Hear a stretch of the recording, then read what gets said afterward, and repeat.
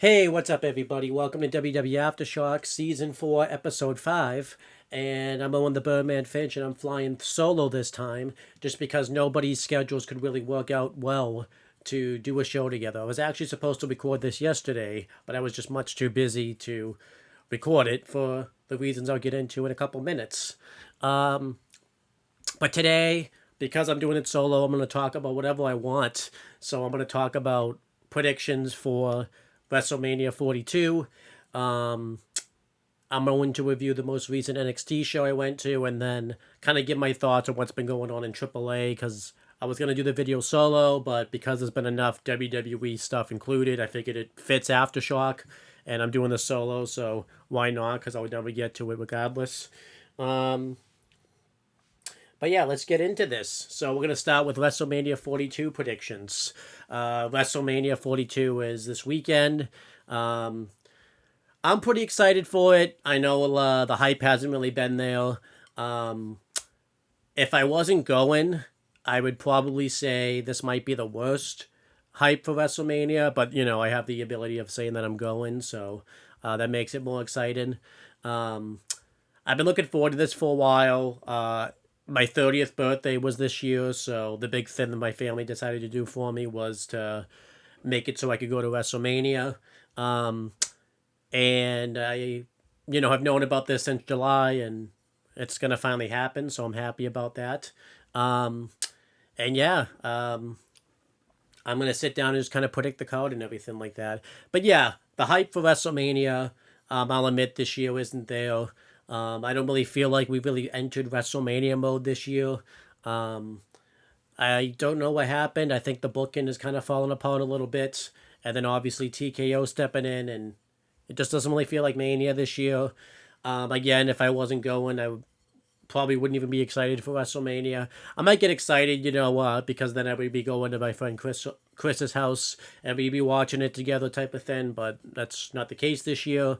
Um, but I'm still excited for it. I'm looking forward to all the matches. I'm kind of hoping we get like a WrestleMania 31 situation where the build up to the show was complete ass.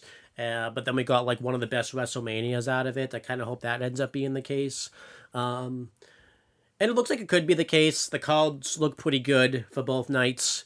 And we could see like one of the best WrestleManias of all time, or we could see one of the worst. I could see something happening when we get a repeat of last year when night one was kind of ass and then night two was like really good. But we'll see what happens. But I'm going to go through the predictions. I figured I'd do it now. I know there's SmackDown this week, but I'm most likely not going to see it since I'm going to be in Vegas doing stuff. Um, there is a watch party that Mick Foley's hosting, but that I thought I was going to be going to, but I'm most likely not going, but maybe I can still think about going anyways. So let's get into it though. I'm going to do night one's card, predict that, and then do night two's. So let's get right into it. So kicking off the whole WrestleMania weekend, we have a 6-man tag team match. It's the Vision and I Show Speed versus the Usos and LA Knight. Now it says Paul Heyman's going to be with them on Wikipedia, but I doubt that's the case considering the fact he hasn't really been like with them much during the build up of this feud. And I will say this, because I didn't really do many shows going into WrestleMania this year in terms of Aftershock, I will give like a rating of how I think the build up has been for each match. Um, the build up here has been pretty okay. It really didn't kind of kickstart until like a couple weeks in, like a couple weeks ago. But LA Knight and the Usos have been kind of feuding with the Vision or a single version of the Vision for a while now. Jay's been feuding with them since Seth Rollins was the leader, and then he just kind of carried over. Jimmy kind of came in towards the end of the Seth Rollins run, and then the beginning of the Paul Heyman run, and then LA Knight's been in it. The Vision's beaten him up a few times. Obviously, I assume there would have been more heat to this had Bronson Reed been able to be there, but obviously because of the injuries that Bronson Reed and Braun Breaker suffered, they're not really there for this. Logan Paul and Austin Theory beat the Usos for the tag titles, and then They've been doing some stuff with ISO Speed. Um, the build up for this, I've had to give like a rating. It's been like probably maybe a 5 out of 10. It's been okay. It's been kind of average. Kind of just feels like one of those matches. They want to get LA Knight and the Usos on the show. They want to get Logan Paul on the show.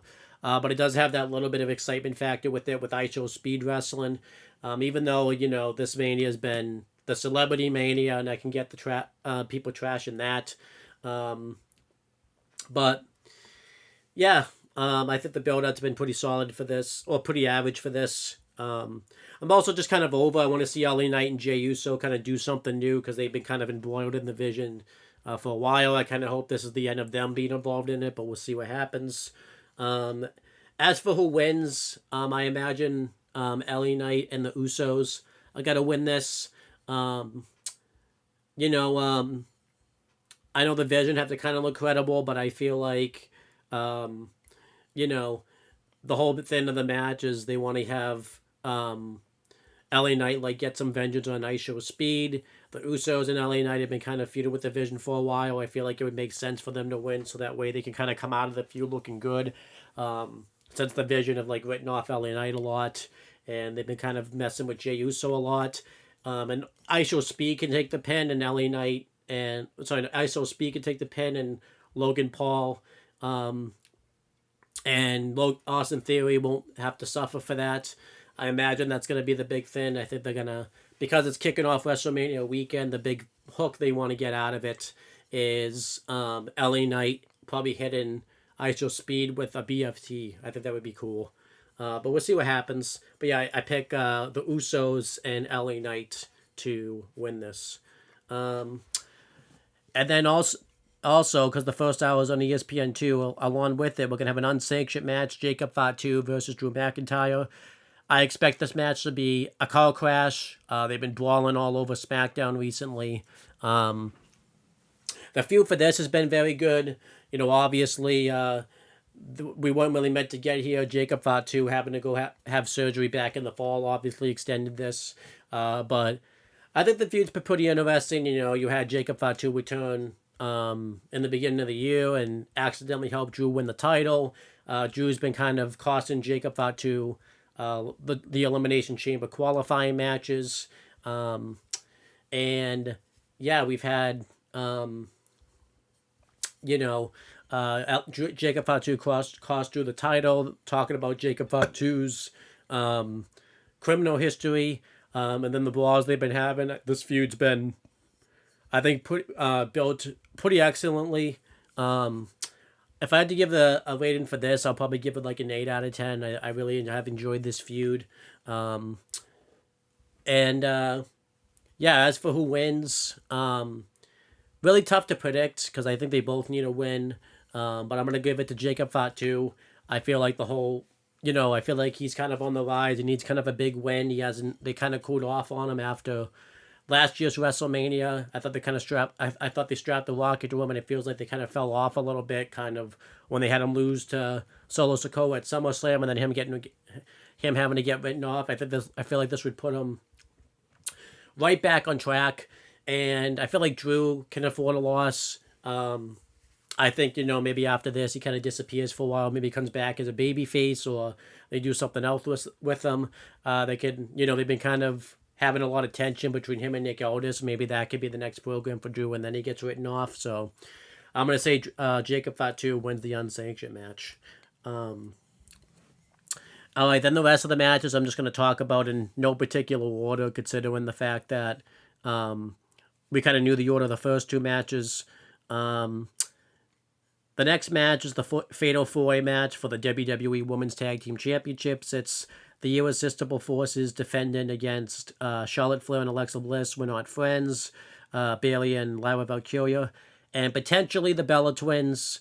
It has been reported that Nikki Bella got injured during a match between, I think it was, We're Not Friends and the Bellas. And obviously, Nikki's been trying to rehab her injury. They haven't really been saying anything about it. We don't really know what the status of Nikki Bella is.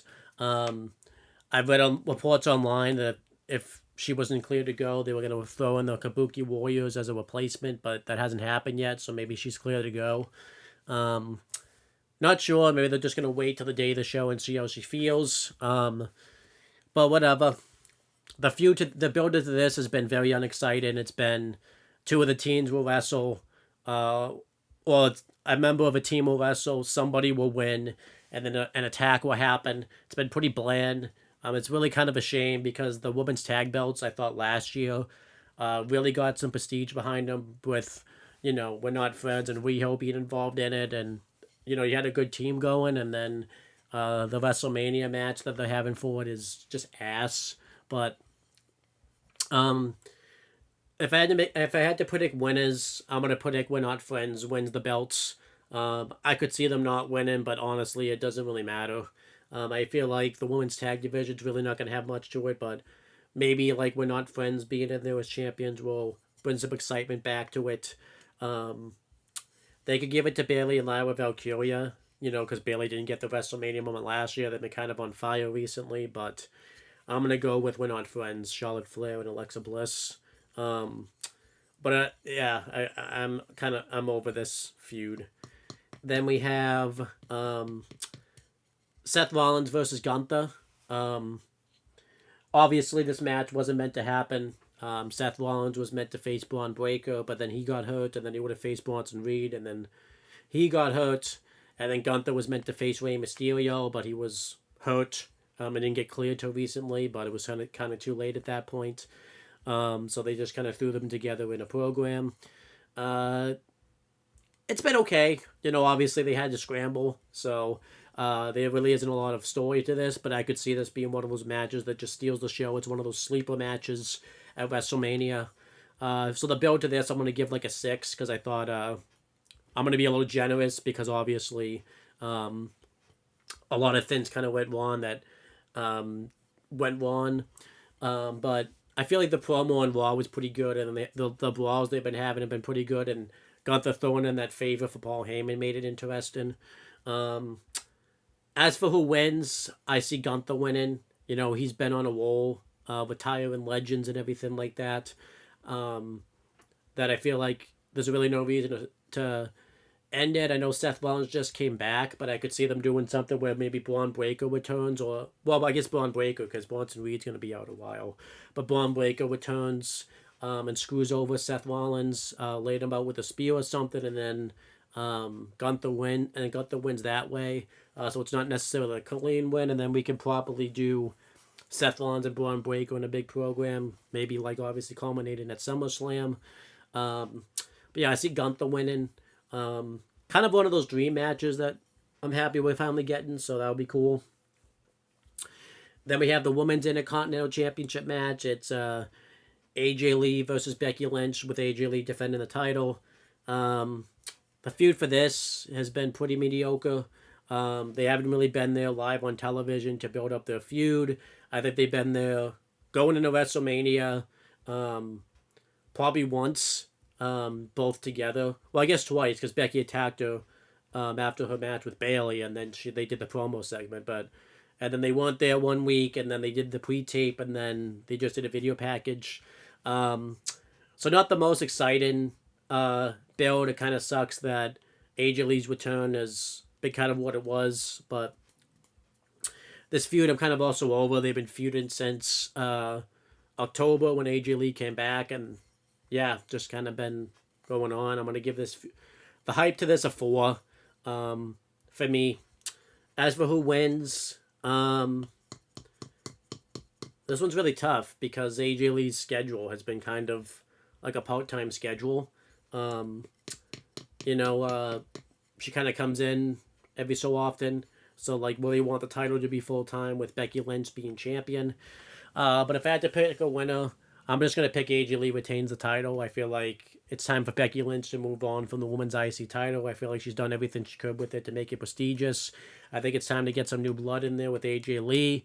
They could easily do something where if they want to get the belt off her, they can have somebody else beat her, like a Lyra Valkyria, or somebody else, maybe a call-up from NXT comes up and beats her type of thing. They can do the whole thing where she has an open challenge, and then it happens again. I just see AJ Lee retaining, or AJ Lee could sign a full-time deal and just get on the road. But we'll see what happens. Um, but yeah, then we have the Women's World Championship match. It's Stephanie Valkyrie defending against Liv Morgan. Feud for this has been kind of whatever. I feel like it has kicked it up a notch these last couple of weeks. But I'm not really a Liv Morgan fan, so I haven't really enjoyed this that much. But as for who wins, I'm not really a Liv Morgan fan, like I said, so I'm picking Stephanie Valkyrie to retain the title. It's probably not going to happen. I feel like they're going to go all in on Liv Morgan since they just released a song on her and everything like that. A logic says Liv Morgan's probably winning. Triple H is a huge Liv Morgan fan and wants to shove her down our throats. And there's obviously a lot of storylines you can do with Liv, with like the Judgment Day stuff. But I'm picking Stephanie Valkyrie. That's probably not going to happen, but that's what I'm picking. The feud for this has been maybe like a 5, maybe a 4, maybe 4.5. I'll go 4.5. But if I had to pick a whole number, I'll just pick 4. But whatever. Then we have the worst WrestleMania build on this show. It's Cody Rhodes defending the WWE Championship against Randy Orton with Pat McAfee in his corner. And if Orton loses, Pat McAfee will leave professional wrestling business for good. This feud's ass. Obviously, they had Randy Orton turn heel, which was awesome. And then they didn't really touch on Cody and Randy's history. They brought in Pat McAfee because he was apparently the person Randy Orton was talking to on the phone. And the promos have just been really bad. The best stuff about this feud actually has been what's been going on Pat's show where Cody came back and destroyed his set and took the title back. That's been the best stuff. But yeah, I hate this feud's been awful. Unfortunately, I'm picking Randy Orton to win. Randy Orton, I would have been fine with them winning, but if it means that they're going to continue this Pat McAfee storyline, I'm all set. But I think he's winning. And honestly, I think this is going to be the same thing as the John Cena heel turn. They're going to do this for a while, and then I feel like it's not going to work, and then they're just going to abandon it. I could see something happening with even on the following SmackDown, Randy Orton just lays out Pat McAfee, punts him, and then just ends it that way. And then we just plug along. But yeah.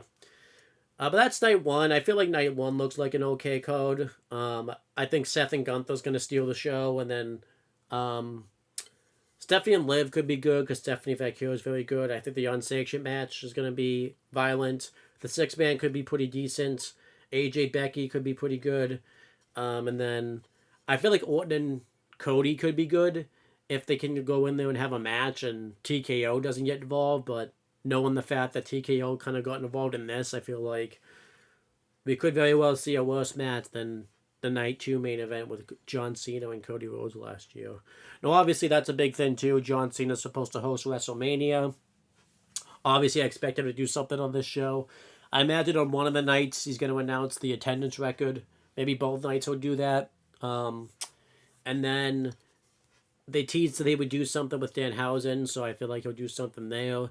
Maybe Kit Wilson, considering the fact that, he's been getting over a lot recently. Maybe The Miz, too. He could do something with The Miz since, The Miz is kind of taking his gimmick, the hustle, loyalty, respect gimmick type of thing. So, yeah, but night 1 looks okay. I think night 2 looks like a better code. Just has more matches on it that I'm interested in. But let's go over it. We have kicking off night 2, Obafemi versus Brock Lesnar. Really looking forward to this match. They've done a tremendous job building this match with the intensity, making Obafemi look like $1 million. Brock being there every week has also helped too, which I didn't expect. As for who wins, it's probably going to be Brock Lesnar because Oba's gotten kind of the better of him every week of the build-up.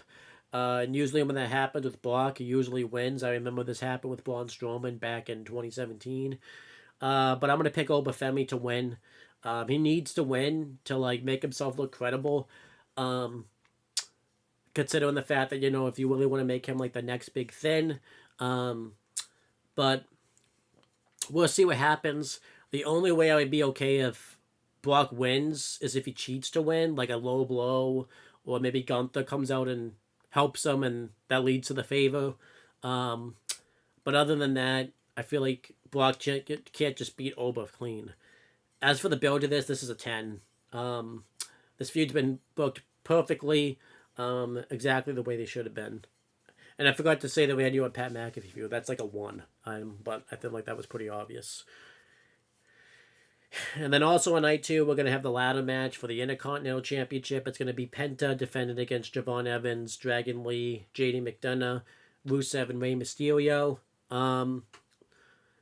The build to this has been pretty good. They did that weird thing where they had all the qualifiers take place on main events, but then, like, we already knew who qualified because main event was taped ahead of time, and when it was taped, like, there was no qualifiers yet, but whatever. And yeah, this, this feud, normally a feud, but, like, it's a ladder match, so I'm looking forward to it.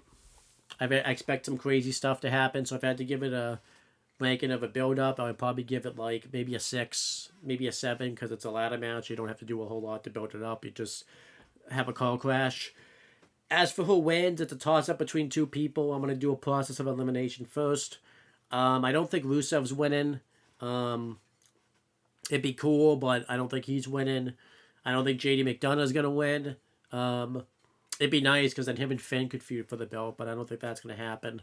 Dragon Lee, I don't think is going to win. So it's down to 3 people: Rey Mysterio, Javon Evans, and Penta. Rey Mysterio would be cool, because that would mean he would get one last title run before he retires, because I hear rumors he's going to retire this year. But I don't think he is. I feel like he's going to do something really cool, but I don't think he's going to win the title. I think he probably just wants to put over the next generation. So it's a toss-up between Penta and Javon Evans. Both who could benefit very well from this win. Penta, because it would continue his trajectory. Javon, because it would be a nice moment from him. But I feel like Javon Evans is going to do like something crazy anyways at WrestleMania that will make him have a WrestleMania moment, like a big OG cuddle off a ladder or something. So I don't think he needs to get the win here. I kind of think of it with kind of the Jeff Hardy approach, where he did all the crazy stuff in the ladder matches and never won at WrestleMania, but that's the stuff that people remember. So I think that Penta was going to retain the championship. I think, he's been doing pretty well as champion. He just won the belt not that long ago, so I'm going to say Penta retains. Then we have other matches on the show. I'll just kind of go through them. We have the Women's Championship match. Jade Cargill defending against Rhea Ripley. This feud's been pretty trash. Just really not a lot to it. As for who wins, Rhea Ripley really needs to win the belt. I just feel like the Women's Championship just really isn't doing much with Jade being champion. They haven't really had to defend the belt all that much. Just been kind of carrying at the belt. With Rhea Ripley, I feel like it would kind of go back to being a prestigious belt. However, I don't think that's going to happen. I think Jade Cargill retains the championship. I feel like you could easily protect Rhea Ripley in defeat by having Michin or B-Fab interfere in the match. So I'm going to say that Jade Cargill retains. But as for the build to this, I'm going to give that like a 3. The first promo segment was okay, but nothing really else has really been that good. I did like that segment the other week where Rhea Ripley just beat up everybody. That was pretty funny. And then we have Sami Zayn defending the United States Championship against Trick Williams. I've liked this feud, with Sami and Trick. Where they've both been kind of going back and forth since Trick debuted back in December. Obviously, Sami Zayn's been getting some backlash because he beat Carmelo Hayes for the belts, and they wanted Carmelo Hayes to get this moment, but I'm okay with Sami Zayn getting this moment. As for who wins, I think Trick Williams gets the title here. I think this will be a big moment for him to get the belt at WrestleMania. Um, and I feel like this would be a cool WrestleMania for him if he won the championship. Um, so I think that'd be cool. So Sami Zayn wins the U.S. title. I did see they want to do a double turn. I think the best way they could do that is maybe they have Sami Zayn cheat to beat Trick Williams, and then that could be the double turn. But I feel like Trick should get a Mania moment and win the title. They could easily do something on SmackDown afterwards where Sami Zayn turns heel afterwards, like on SmackDown, and then Trick goes face. I think that would be cool.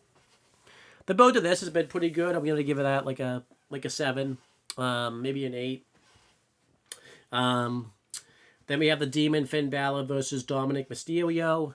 Um, Obviously the build to this has been pretty good. I'm gonna give it like maybe a 7. I feel like they didn't really touch on their history that much, and then Dom hasn't been there one of the weeks, and then they didn't really do much this week to build up their feud. So I feel like all the history they had together, you would have expected, like when they came time for them to feud going into WrestleMania, we would have all this stuff added to it, but it didn't really happen that way. But as for who wins, I think Finn wins. It's his first match as the Demon since WrestleMania 39, and he hasn't won as the Demon since I think 2019 when he faced I guess Andrade. I was gonna say when he faced Lashley at WrestleMania, but I guess Andrade because he lost to Roman in that stupid way, and then he lost to Edge in the Hell in a Cell match. So I think I think Finn Balor wins. I feel like if the Demon loses, it'd be kind of dumb. I obviously would have had the Demon be a surprise, but whatever. Then we have the main event of night 2 with CM Punk defending the world title against Roman Reigns. I'm really excited for this. I think they've done a good job building up this feud. I feel like it teetered off a couple of weeks, but I feel like there's enough to this, and they've played up enough of their history. Where I'm excited to see the winner. As for who wins, this is really tough because, Roman Reigns is an easy draw. He hasn't held the title since 40. But then, we wouldn't see the championship would disappear for a while. I think you could do a lot with CM Punk still as world champion, especially with Seth Rollins back now after he kind of gets done with the Vision. You can obviously go back to him and Punk because you never really get to go back to it. I'm going to predict CM Punk wins. I'm probably going to get this one, but I think, it keeps the title on television. I feel like I feel like you should build up a younger guy to take the title from Punk, whether that's Obafemi, Braun Breaker, or, maybe a young NXT call-up, or, not young, but like a newer star like Ethan Page. I feel like there's a lot of people that are coming up from NXT that can feud with CM Punk for the belt. So I'm going to say CM Punk retains. I feel like, too, it would be better for one of the belts to be around. I feel like Randy's going to have the belt, but he's not going to have the belt physically on him. I imagine Pat will bring it back to his show, but whatever. I'm going to go through and repeat my picks again. If I had to say the build of this feud, I'm going to give this feud like maybe an 8. I feel like it does. The first promo segment they did after the Rumble was excellent. Then the one after the Elimination Chamber was excellent. They had a couple beatdowns that were pretty good, but one felt the same. So yeah. I predict going through night 1 again. The Usos and LA Knight are going to beat the Vision in the 6-man tag. Jacob Fatu is going to win the unsanctioned match. We're Not Friends. Charlotte Flair and Alexa Bliss are going to become the new women's tag team champions. AJ Lee is going to retain the Women's Intercontinental Championship. Stephanie Vaquero is going to retain the Women's World Championship. Gunther's going to beat Seth Rollins. And Randy Orton's going to become the new WWE Champion. And then for night 2, Obafemi's going to beat Brock Lesnar. Penta's going to retain the Intercontinental Championship. Jade Cargill is going to retain the Women's Championship. Trick Williams is going to become the new United States Champion. The Demon Finn Balor is going to be Dominic Mysterio, and CM Punk is going to retain the World Championship. But yeah, looking like a hopefully WrestleMania can be an exciting code. I feel like we could see like one of the best WrestleManias of all time. Um, if things can happen, but we'll see what happens. I feel like I'm gonna like it regardless because I'm gonna be there. So we'll see what happens, how it translates to television.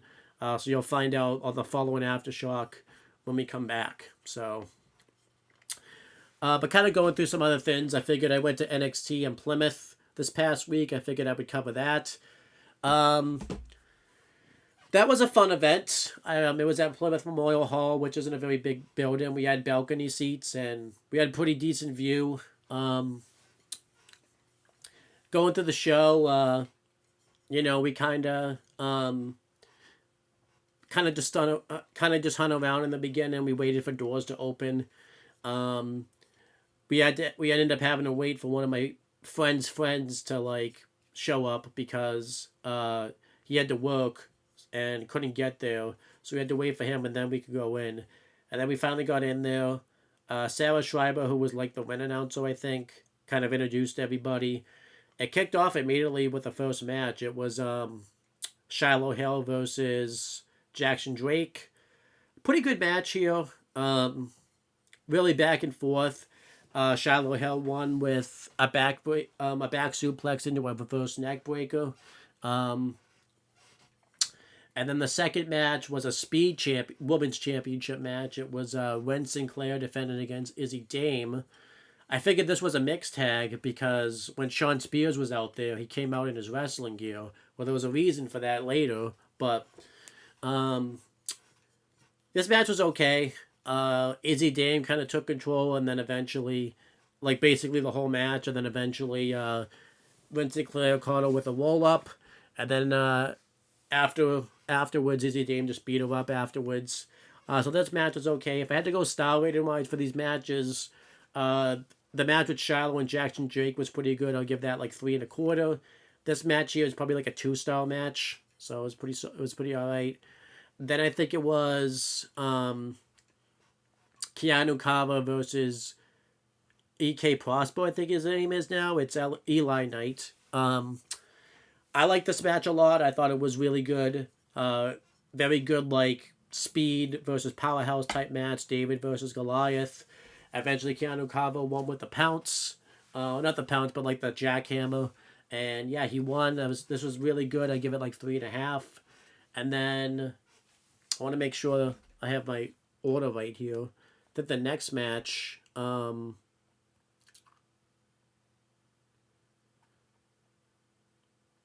me just make sure this was. Then the next match, I actually forgot about this match. It was the Birthright, which was represented by Lexis Kin and Araya Connors versus Out the Mud. Obviously, I imagine Stax would have been the representative. Rebellion was the same day as the show because this took place on April 11th, and I think he was probably at Rebellion, so he wasn't there. I like this. I really like Out the Mud. I feel like they've really improved recently. The Birthright kind of seems like just a jobber faction now. I think had David Finlay come over like he was like the original plan, like they thought, it would have probably been like the top mid card faction, but that's not the case now. Out the Mud won. But I thought this was a good match. I'll give it like 3 stars. And then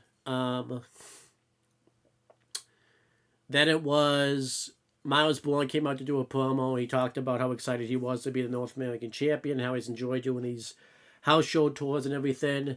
And then Shawn Spears came out and said that he wants to challenge him for the title.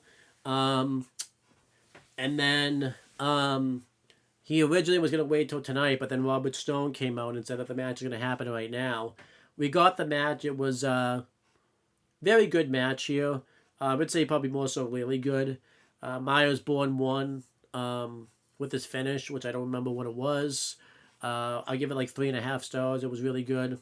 Then they took intermission, and I went and got concessions. Well, no, I went to get a t-shirt, which I got We Are NXT, which I already took off because I took a shower before this. And then I tried to get a drink.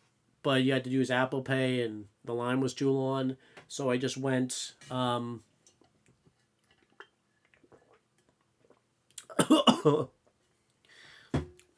I just went and sat back down, and then I kicked off with the next match. It was for the it was Zarya versus Thea Hale. Earlier in the show, it showed that Zarya and Soruka got into it, like in the building, and then Thea Hale had to break it up, so she wanted Robert Stone to put her and Zarya in a match. I thought this was kind of funny that happened, but I also thought it was pretty cool. We got the match. I thought the match was pretty good. I'll give it like 3 stars. At the end, they had Soruka come out. She attacked Zarya. I don't know why they wouldn't just let Zarya get the win, but whatever. They got into a brawl. Eventually, Soruka laid her out with a Soul Snatcher, and then they continued to brawl.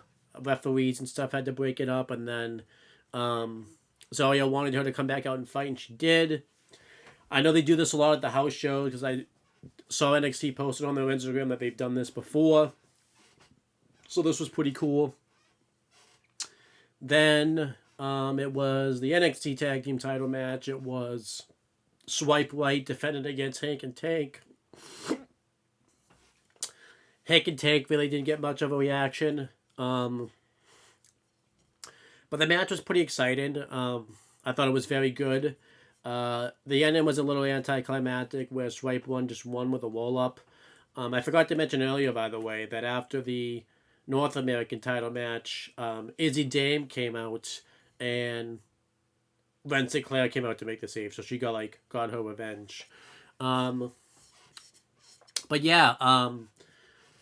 Swipe Right got the win with a roll-up. I thought a really good match. I'll give it 3.5. I thought the finish could have been a little bit better. And then we had the main event. It was a triple threat match. It was Joe Hendry versus Ethan Page versus Ricky Saints. Ethan Page got a really funny promo where he was insulting a little kid for wearing headphones, which I thought was funny. And Ethan Page and Ricky Saints went back and forth. Joe Hendry tried to divide them, cause some rift between them, and it pretty much worked. They pretty much had a full-on triple threat match. They didn't really work together very much. And then eventually Joe Hendry beat Ricky Saints with the standing ovation. And then he went to cut a promo. Ethan Page attacked him from behind. He went to hit him with a chair, but he missed, and the chair bounced off the ropes, and he hit himself in the head.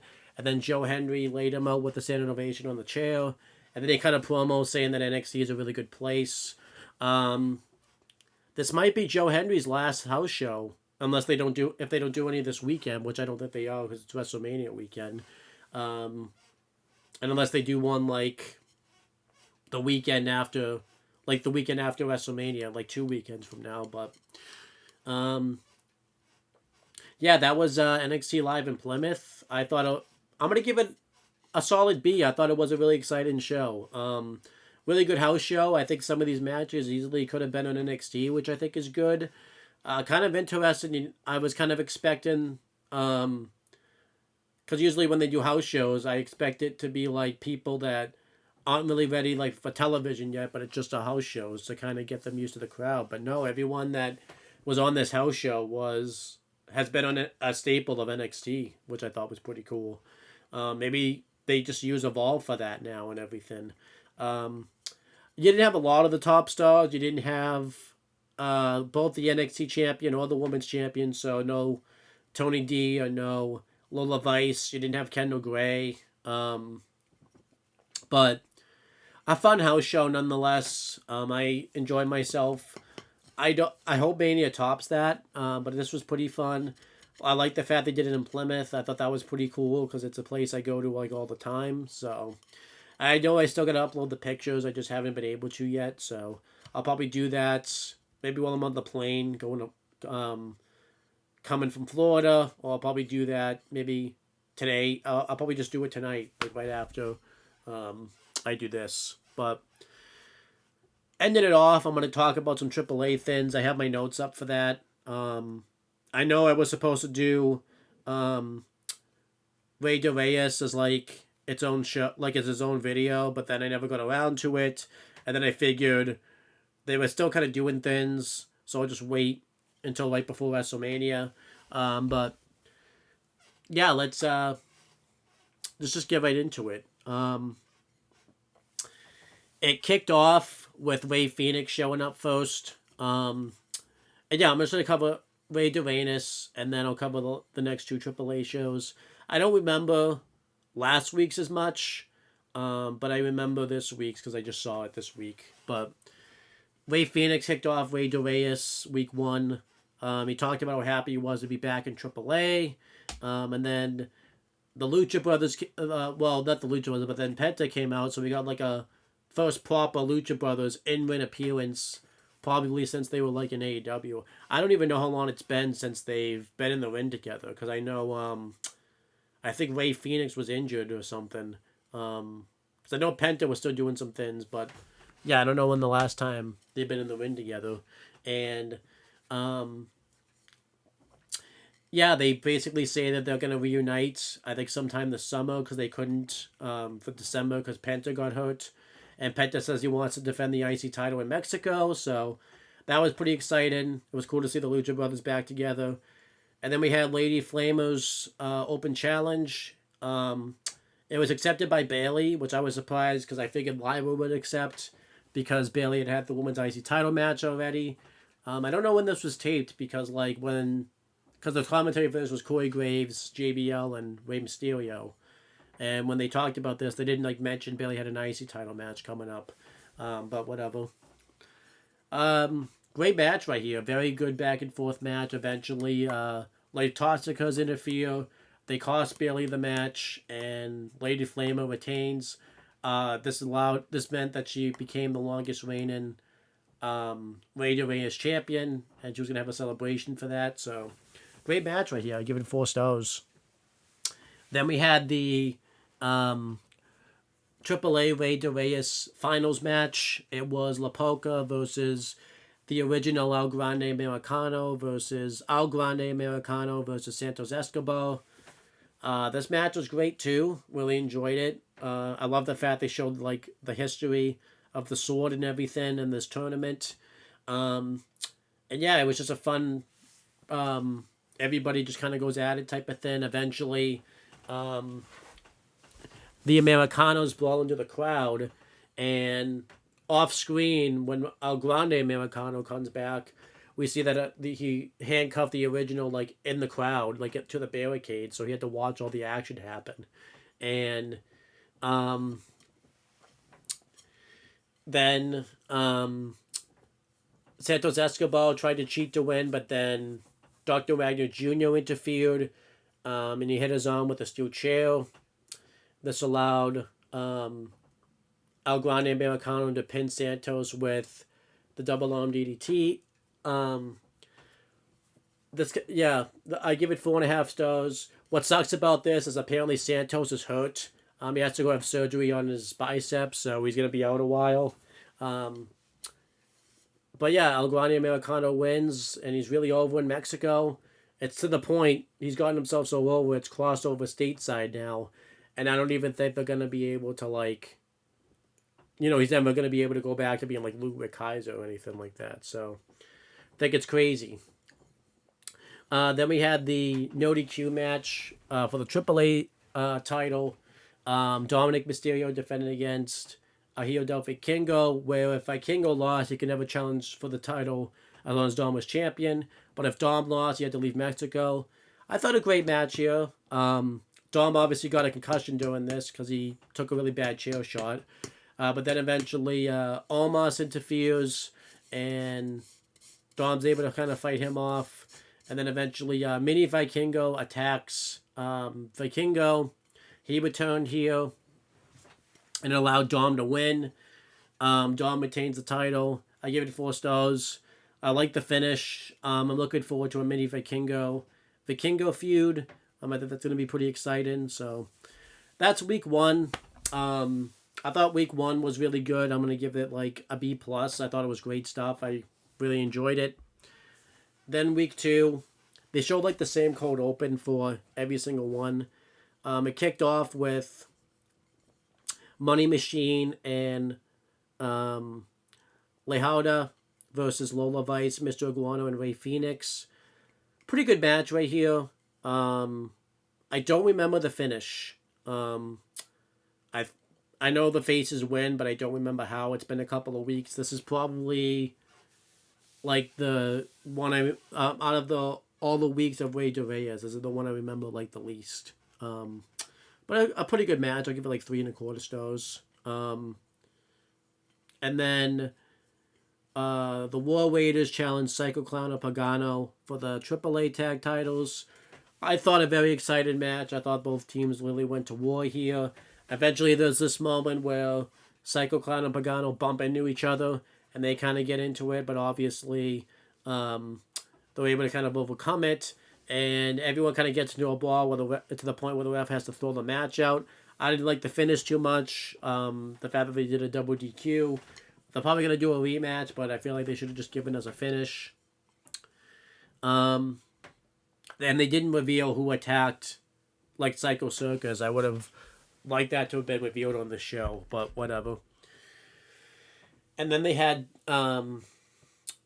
Dorian Woden, I think his name is, Vikingo and Omos backstage, and Vikingo basically kind of got the idea that he would challenge Penta for the Intercontinental Championship in the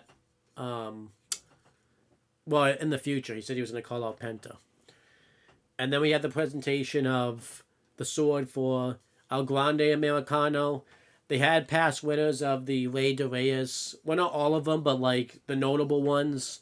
The most notable one that I knew was obviously Tejano Jr. because I've seen him wrestle in Lucha Underground and Impact when they did like a crossover with AAA. And yeah, El Grande Americano came out. He cut a very babyface promo. And then Dominic Mysterio came out kind of talking trash to him. I'm looking forward to seeing a Dominic Mysterio El Grande Americano match for the AAA Mega Championship. But then the original El Grande Americano attacks El Grande Americano from behind. He beats him up. And that was pretty much it for that week. I liked week 2. I think week 2 might be the weakest of the 3 weeks of Rey de Reyes, but I still liked week 2 nonetheless. I'll probably give that like a B-. And then we have week 3, which I thought was very good. We had a brilliant Fatal 4-Way match for the World Cruiserweight Championship. It was Laredo Kid defending the belt against Dragon Lee, T.J. Perkins, and Jack Cartwheel. Dragon Lee's really been tearing it up recently, you know. He's been doing a lot in AAA. He tore it up with Gunther pretty recently, and now he's going to be in that ladder match. So it seems like Dragon Lee's really been shining recently, which I'm enjoying. But this match was excellent. Just a big dive fest, which I liked. Jack Cartwheel looked like the standout in this match, but then eventually Laredo Kid ended up getting the win. I think he pinned T.J. Perkins. And then afterwards, we had a face-off with him and Ray Phoenix. Looking forward to seeing Ray Phoenix get into the mix. I actually wouldn't mind if he won the Cruiserweight title. I think that'd be good for him. He hasn't really done a whole lot since he's been in WWE. And I think that would be something good for him to do. I give this 5 stars. It was pretty much a perfect match. Then Latosica's announced they're going to have a celebration next week. But she said that she wants to beat somebody named Susie. Because that's like the only name she hadn't beaten in AAA.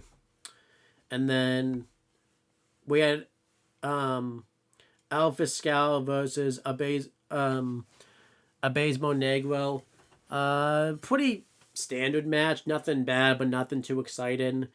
Alpha Scal won, and then afterwards Abasmo Negro beat him up.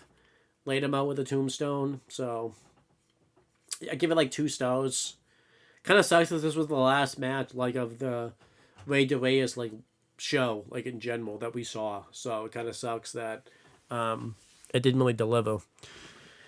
And then Vikingo called out Penta, and yeah, he basically just called him out. Says that he wants to challenge him for the IC title, and Penta accepted. That was going to happen in 2 weeks, which was the most recent episode of AAA.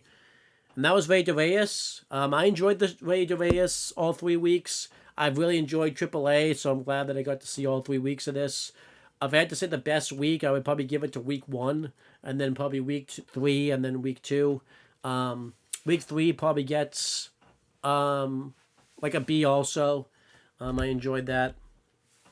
I thought the Cruiserweight title match was fantastic, and then everything else was pretty good.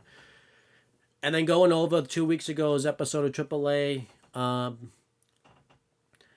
don't remember everything that happens on the show, but I'll try to get everything in there.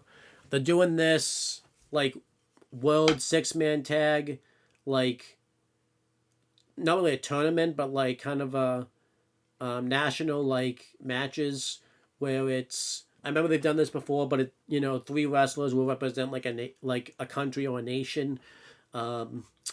So the first one was El Macias, Lince Dorado, and Mecha Wolf, and they faced the Tokyo Boys. El Macias is back. This was his first match back since he lost the Latin American title to Dr. Wagner Jr. He might have wrestled one more time after that, because I'm pretty sure I remember him wrestling like a 6-man tag after that. But yeah, good to see him back. I like this. This was just really weird, but because Lince Dorado was kind of playing the heel in this match. And yeah, El Macias team won, which made a lot of sense since it was his return match. I like the Tokyo Boys. I feel bad for them because I think because they can sell real well, they always are the team that is made to make other teams look good. But they'll always put on good work. I kind of hope they can do something in AAA. Because I've seen them a few times kind of in the middle of when WWE and AAA was merging, so I'm glad they brought them back. So, and then we had Sexy Star, not Sexy Star. No, not her at all. Flammer defending the title against Susie. Flammer retained. I don't really remember much of this match. That's one critique I have about AAA. I kind of hope that it seems like WWE is going to change now that they took it over, as the women's division is not the strongest. It's been pretty good the last few weeks, so hopefully it can change for the better. And then the main event was, I think, Team Mexico versus Team UK, I think it was. And this was cool because... well, no, it was Team Spain, I think. But it was Nathan Frazier and Axiom. They had to basically be on opposing teams, and they were leading it. On one team, it was... it was Axiom... I know, I don't remember exactly who was on his team. I'm trying to remember who it was. Was it... it was a luchador. I know one of them was a heel. He just signed to the ID program, whose name I'm not going to remember. And I think one of them was, I want to say Laredo Kid, but I think that might be one. And then on I don't remember who was on Nathan Frazier's team, but I enjoyed this. You also got to see like Nathan Frazier and Axiom go at it. Oh, I remember. I think... I know Charlie Dempsey was on Nathan Frazier's team. But regardless... Oh, and I remember it was... it's the guy that was the speed champion that just got hurt recently. And I think he got hurt in this match because you could see him holding his shoulder after he did a big spot. I just don't remember who it is at the moment. But I think Nathan Frazier's team... No, I think Axiom's team got the win. I don't remember exactly how it went down. Should have written it down, but I didn't. But that was that episode of AAA. I did like that episode. I just can't seem to remember a lot about it. I think I watched it like later, so don't remember a whole lot about it. So whatever. And then we have this week's AAA, which I think might be the best episode since WWE took it over. Flamer had a celebration which was, I thought, really awesome and pretty funny. They showed like a nice video package showing all the legends paying respect to her. She cut like a heel promo saying that she doesn't really need any of those people. And then Catalina debuted. She was with Sin Cara back when, in 2019. I wasn't really watching Raw then. I think I stopped watching like the first episode she showed up and then picked it back up by the time she was like already gone. Because I remember she didn't last very long. I'm pretty sure I might have this wrong that she just recently left CMLL and now she just signed with AAA. And yeah, she basically cut a promo saying that she's going to take the title from Lady Flamer, and she laid out everybody and attacked them. So I like that. And they've already got her pretty well lined up. She's going to be at WWE World for WrestleMania weekend. There is some matches going to happen, like during WWE World. I wouldn't be shocked to see her involved in it because they didn't announce who was going to be in these matches. I could see some AAA inclusion and she could be in it type of thing. So that'd be interesting. But yeah, I was really happy to see this happen. The segment came off really well. And then it continued. I'm pretty sure it was the original El Grande Americano versus Octagon Jr. I thought this match was really great. Really good back and forth. Amateur wrestling, high flying match. Eventually, El Grande Americano exposed the mask, took the mask off of Octagon Jr. and to save his identity, he ended up tapping out to the ankle lock. I like this because Rey Mysterio kind of called this out, saying that should have been a DQ. So I kind of like that they took advantage of that. And then afterwards, the ring announcer, the interviewer, was showing all the celebrities that were there. And then El Grande Americano attacked one of them. And then the interviewer kind of tried to step in and slapped him in the face. And this brought out El Grande Americano, the one that's over in Mexico. And I did see online that apparently this is Ludwig Kaiser's girlfriend in real life, so they played into the real life history of it. I like this because it's not explicitly obvious, because obviously, he's kind of just doing this because it's what's right type of thing. And it leads to a big brawl between the original El Grande Americano and El Grande Americano. I don't think there was any other matches in between then. Then it was Penta defending the Intercontinental title against Vikingo. Excellent match right here. Crazy to think that the last time they wrestled was in May of 2020. And I was just thinking, Penta was in AEW at the time. I'm pretty sure it was during the pandemic, because they said May of 2020. And I remember that was when the pandemic was going on. So I'm going to guess they had a match, during that time, which is just insane. Eventually, the Americanos run back out and brawl again, and it nearly costs Vikingo the match the first time. But because of all this chaos, they eventually, all the referees are distracted by this, and then eventually Mini Vikingo comes out and attacks Vikingo, which allows Penta to hit the Destroyer on him for the win, on Vikingo for the win. I like this. They made this feel like a big deal, too, because they did mention whoever won this match would have defended the title at WrestleMania. And now, Mini Vikingo's taking WrestleMania away from Vikingo. So I like that this added more heat to their feud. And then afterwards, the Americanos continue to go at it. Eventually, they finally are able to get separated, and El Grande Americano challenges the original to a mask versus mask match, which we find out is going to happen in May during Cinco de Mayo time, which I hope El Grande Americano keeps his mask, because he's gotten over so well with this gimmick. I don't think you can turn Ludwig Kaiser back into Ludwig Kaiser. This should basically be his gimmick now, at least for a while. Obviously, it would get stale after a while, but I feel like it's working. I think Chad Gable can easily go back to being Chad Gable, and he could do something new.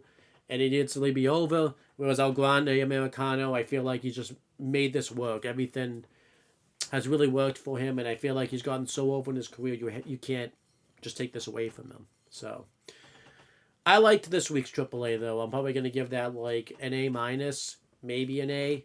I thought it was just really excellent, and I feel like it felt like a big show. So, um, yeah, I've enjoyed AAA on YouTube, which is nice. I like the commentary. Obviously, I feel like they have better chemistry with each other now. I don't think Ray was probably meant to be like one of the commentators. I think because Conan got sick IOL, they had to make some changes. But I enjoy the commentary of AAA. So yeah, that's pretty much it. I only don't have anything else to talk about. So hope you guys enjoyed this video. I'll probably be back to do another video after WrestleMania to give you my thoughts on that. I don't exactly know when it will be, but I'm going to try to make it like the 27th. So we come back the 24th. So it'll probably be the 28th, actually. We'll record it, and then obviously it'll be out. So you won't get my thoughts on what I think of WrestleMania until it's been out for a couple weeks. But it's the best I can do. I was going to do a vlog, but I feel like I always say that, and then I'll start it, and then not much really happens with it. So probably no vlog. But yeah, that's pretty much it, guys. I hope you guys enjoy WrestleMania. Kind of nice to do this by myself again. I typically don't tend to do it by myself because I've done it with people. I've been doing videos itself with people just for years, and I've just gotten used to it. So it's kind of weird to do these shows by myself now. But I'm going to start trying to do more stuff solo. I know I said I was supposed to do the TNA report again, but I'll probably bring that back once I come back from Vegas. I'm a little behind on the shows because it's been hard to watch them. But I'll definitely try to sit down and watch them and do the TNA report. So that's pretty much it, guys. Hope you guys enjoy WrestleMania. Check out all the stuff on the channel with this channel and on the Talkinator. And that's pretty much it, guys. And I'll talk to you guys later. I'm not going to edit this either just because it won't get out in time. So you're going to have to deal with this unedited. So that's pretty much it, guys. Talk to you later.